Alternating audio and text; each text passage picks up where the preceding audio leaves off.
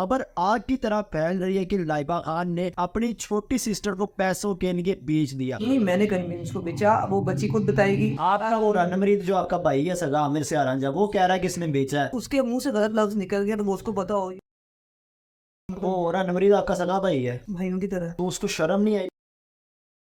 बेचने का मतलब होता है आप 2 नंबर काम, जो काम किया जाता है वो दुनिया को बताया जाता है। खबरें गर्दिश कर रहे हैं। खबरें गर्दिश गलत। अच्छा मैं आपकी खबरें बात हमेशा काट रहा निकल- हूँ।